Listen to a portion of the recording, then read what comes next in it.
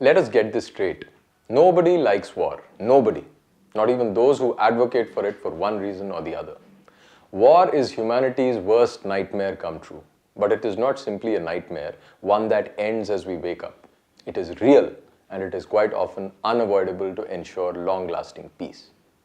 Intellectuals have waged a war on war since at least the end of the First World War, prior to which the same intellectuals in Europe had actively supported aggression by their respective countries.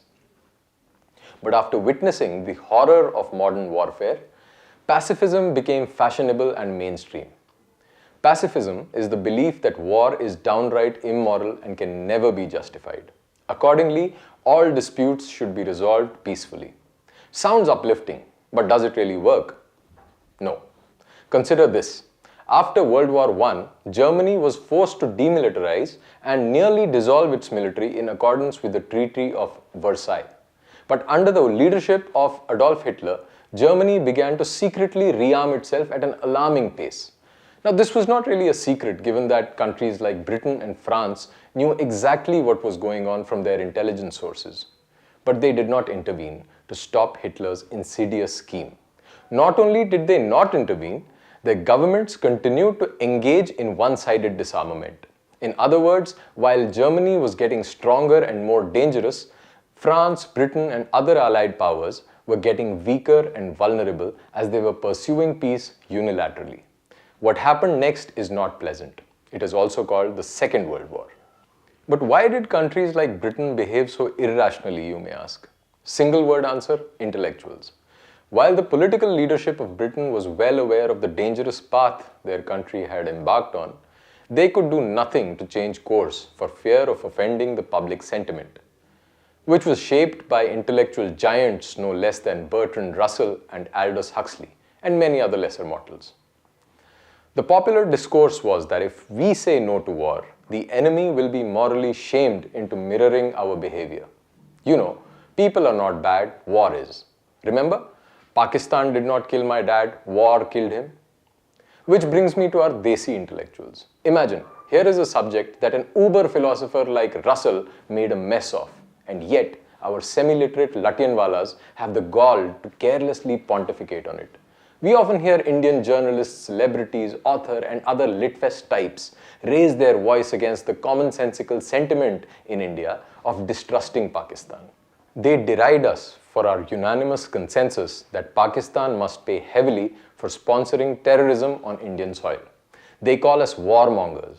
Then they play their trump card, which is to draw a line between the armed forces and civilians and mock the masses by telling them to join the armed forces instead of outraging in their homes. Fair enough, but then the question is universally applicable to all citizens, isn't it?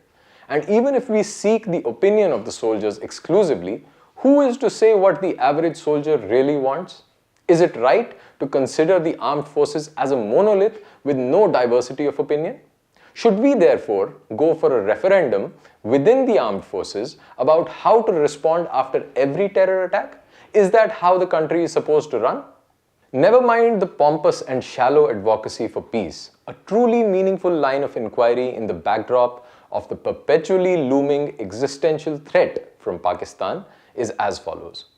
What is the place of the armed forces in our society? What are the motivations of people for joining the army and CRPF?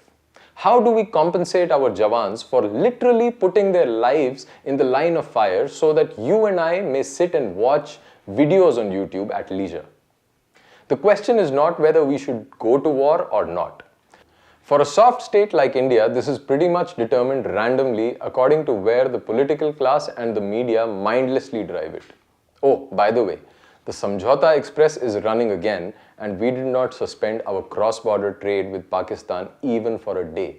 We took the very tough decision of not playing cricket with Pakistan for now, but only if it is a bilateral series. As the great Sachin Tendulkar said, we cannot afford to let them get extra points in the Champions Trophy or whatever the heck it is called.